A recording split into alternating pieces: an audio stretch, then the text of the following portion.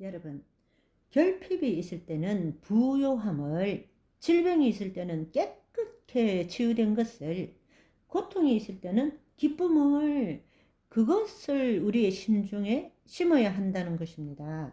그걸 바라봐야 한다는 것입니다. 그것이 주의 말씀입니다. 아멘. 여러분, 우리가 지금 나누는 이 사실을 알고 살아갈 때 어떤 일이 우리 삶 속에서 일어나는가?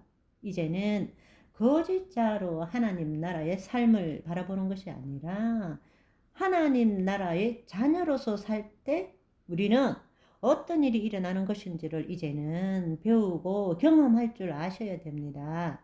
첫 번째, 물질을 통한 몸의 구원보다는 물질을 얻게 되는 혼의 구원에 관심을 가지게 된다는 것입니다. 우리는 이제 말씀을 새롭게 볼 줄 알아야 합니다. 우리가 그동안에 보았던 말씀을 얼마나 거짓자로 이 세상의 관점에서 보았는지를 우리는 깨닫고 이제는 되돌릴 줄 알아야 합니다. 우리는 일반적으로 혼의 구원보다는 자신의 몸의 풍성함에 관심이 더 많습니다. 혼의 구원을 받을 때 모든 것이 해결되는 것인데 내 영혼이 잘됨 같이 범사에 잘되고 강건케 되리라.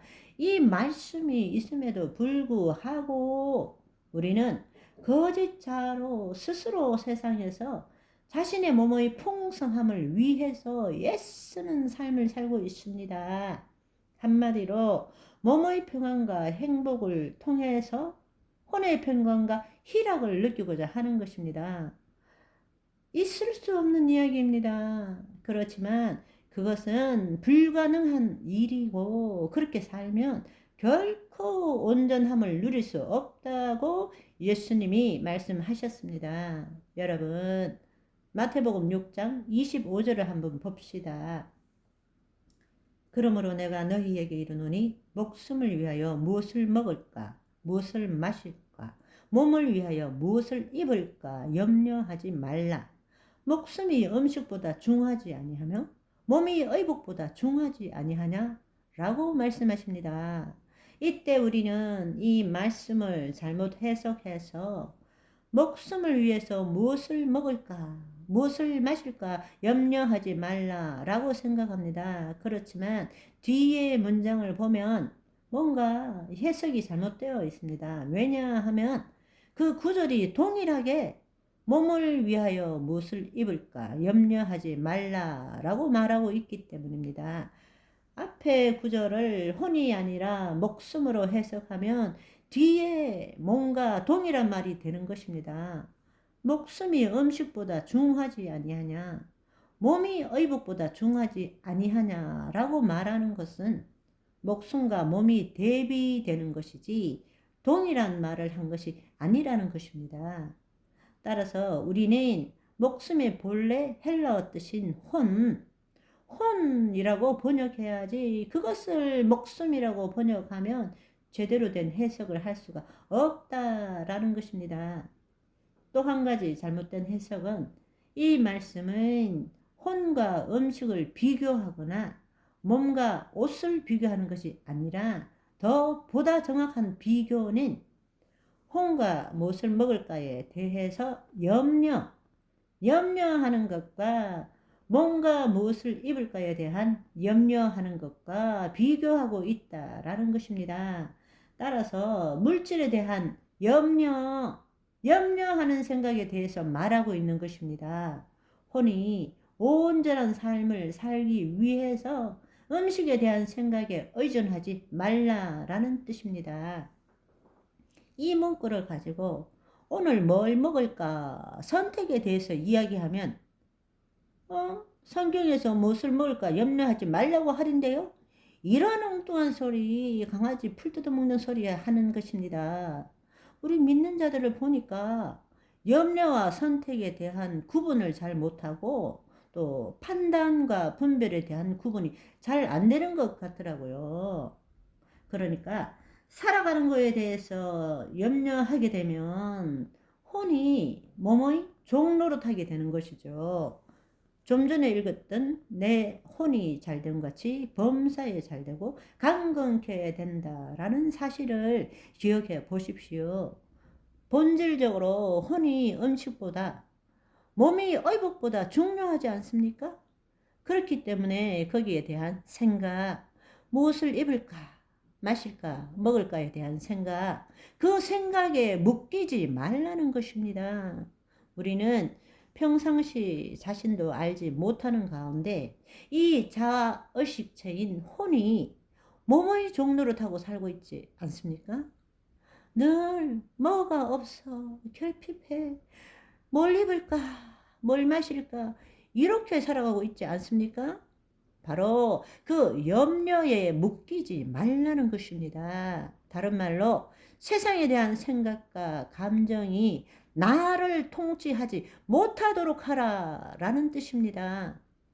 자기를 부인하고 자기 십자가를 짊으로써 내 혼이 하나님의 영 안에 거하도록 하라라는 뜻입니다. 사실은 나라는 존재는 그 생각과 감정을 가지고 이 세상을 통치하는 삶을 살아야 되는데 우리는 거꾸로 되었어요. 세상에 대한 생각과 감정이 나를 지배하고 통치하고 이끌어가고 있지 않습니까?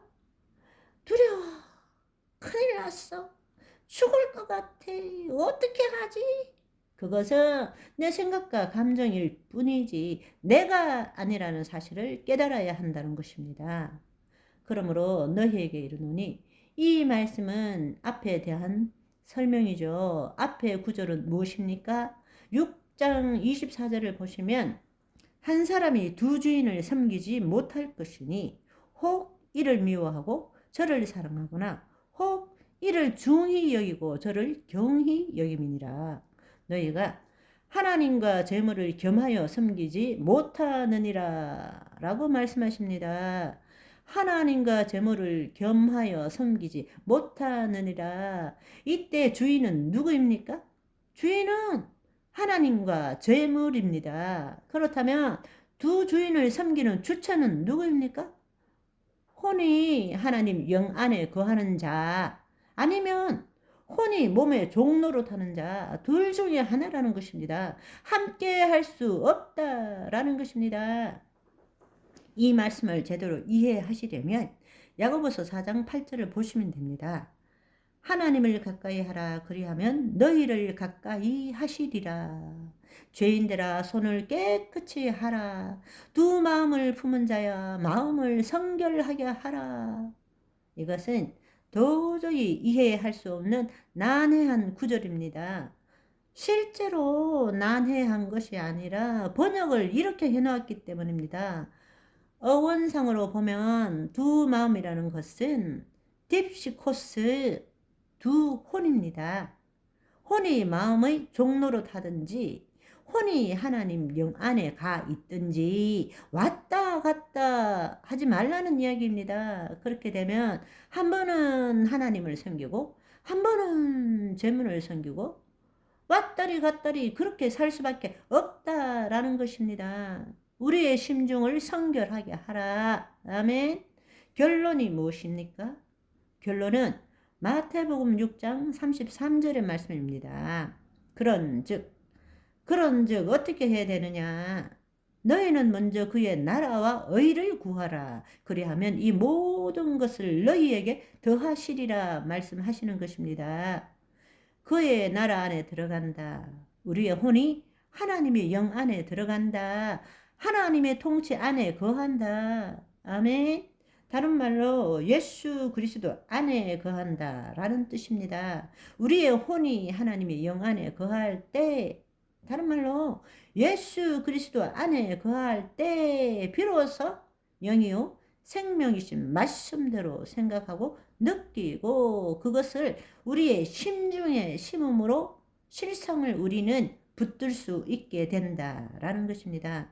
그런데 안타깝게도 우리는 물질에 대한 우리의 생각으로 우리의 몸을 구원 얻고자 하고 있는 것입니다. 사실은 우리가 해야 될 일은 그 물질을 주시는 하나님께 먼저 나아가야 하는 것입니다. 그걸 뭐라고 말하냐? 혼의 구원이라는 것입니다. 믿음의 결국은 혼의 구원을 얻음이니라. 아멘.